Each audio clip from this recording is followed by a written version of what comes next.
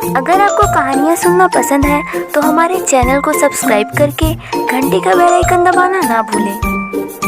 दोस्तों, इस कहानी को सुनने के बाद आप हमारे चैनल में जाकर हमारी पिछली कहानियों को भी एक बार ज़रूर सुनें, क्योंकि हम आपके लिए एक से बढ़कर एक कहानियाँ लाते रहेंगे, तो आप हमारी कोई भी कहानी मिस ना करें।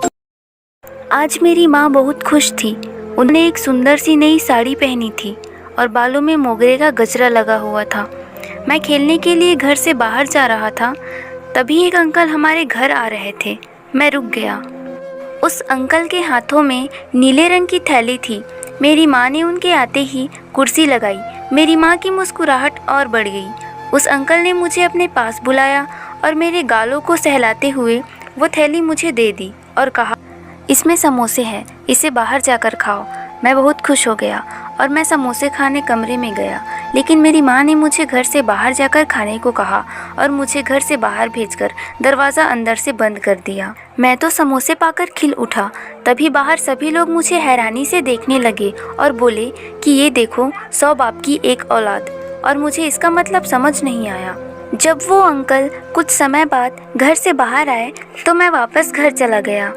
मेरी माँ के बाल बिखरे हुए थे और उनके बालों का गजरा भी टूटकर ज़मीन में पड़ा था। मेरी माँ अपनी साड़ी समेट रही थी और फिर उन्होंने सामान्य साड़ी पहन ली। मेरे पापा रोज़ लकड़ियाँ लाने जंगल जाते थे। अब ये सिलसिला रोज़ चलने लगा। हर दिन मेरी माँ तैयार होती और अलग अलग अंकल रोज़ हमारे घर आते थे। अब लोगों ने मुझे जितेंद्र कहना छोड़ ही दिया। अब सब लोग मुझे 100 बाप की एक औलाद कहते थे। मैंने माँ से इसका मतलब पूछा तो उन्होंने मुझे डांट कर चुप करा दिया। मैं स्कूल जाता था तो कोई भी मुझसे बात नहीं करता था। मैं अकेले कहीं भी बैठा रहता था। मेरे शिक्षक भी मुझे 100 बाप की एक औलाद कहकर बुलाते थे। उन्होंने मुझे स्कूल से निकाल दिया। मैं रोता रहा। अब मैं बिल्कुल अकेला हो गया था। मैंने ये बात अपने पापा को बताई तो उन्होंने भी मुझे कह दिया, सही तो कहते हैं सब, 100 बाप की औलाद है तू, एक साथ कई लोगों का गंदा खून है तू। एक दिन सुबह सुबह घर के बाहर से लोगों की आवाज़ आ रही थी, मारो इन्हें मारो, यहाँ से निकालो, ये धंधा चलाती है। मैंने बाहर जाकर देखा। वो मंजर आज भी मुझे झंझोर के रख देता है। सभी गांव वाले इकट्ठा होकर चप्पल और पत्थर से किसी को मार रहे थे। वो और कोई नहीं बल्कि मेरी माँ थी। उनके शरीर में एक भी कपड़े नहीं थे। मेरी माँ के मुंह में काला रंग लगा दिया गया।